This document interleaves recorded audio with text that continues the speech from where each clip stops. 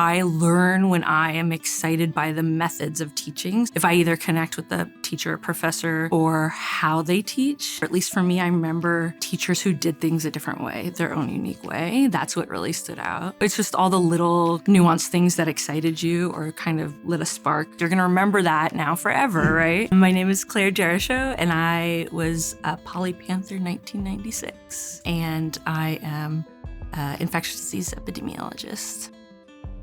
I think I really loved being in a new place. I made a lot of great friends. I played a lot of sports and loved that. Soccer, volleyball, some softball, and then the last year I didn't play softball and I did Oklahoma with some friends, like the play. So I think academically, I was exposed to a lot of things that I was good or bad at. I mean, I think I had a supportive environment. Everyone was super smart, and so that you thought that that was just the norm, that like people were interested across the board, and that's how reality worked. So that was a little bit of a rude awakening on the other side. But I think for me, I really was foundational was kind of the relationships I built and that persist and a really close group of friends.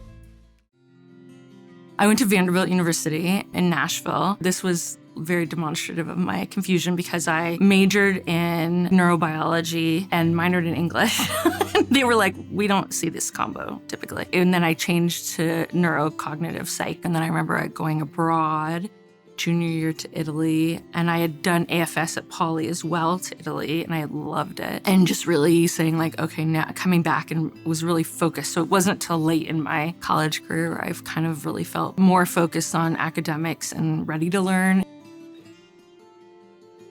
After Vanderbilt, I worked a little and then I went to Peace Corps. So I was in Nicaragua for 2.5 years. And when I came back, I went to New York and started working for doing global health in NGOs and the UN. Started Columbia. I started going to Columbia for my master's. So I did that and then I graduated and I received a fellowship from CDC, and it was for a year in Namibia. I was a PEPFAR coordinator, so I was also working among all of the different U.S. government agencies in Namibia, figuring out our $105 million or $4 million budget, giving it to DOD, CDC, USAID, Peace Corps, and then working closely, like I sat in the Ministry of Health, but I got a crash course on learning how the U.S. government worked, and I was definitely not prepared for that. The best learning experience is doing so.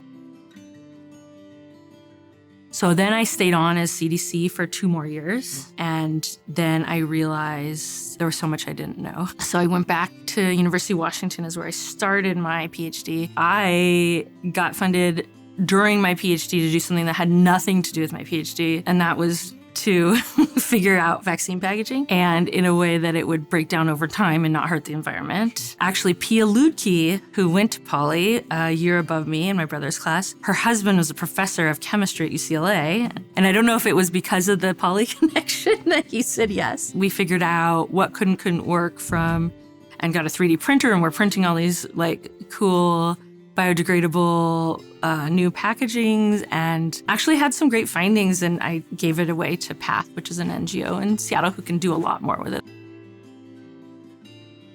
After I graduated from PhD, and I was working the whole time, I was accepted into this program called the Epidemic Intelligence Service for the US government at CDC. For me, it was really learning the tangible downstream effects of what science could do. It wasn't just to be academic in the wet lab. That never kind of motivated me, but understanding the applied, how you could apply that to change things or make things better, I think that's what motivated me. The science around equity and really around epidemiology and data, I think has now, because of this, if there's a silver lining, been pushed to the forefront and really has become so important of how you ensure that you create these systems that aren't inequitable. So science is like a whole host of things, right?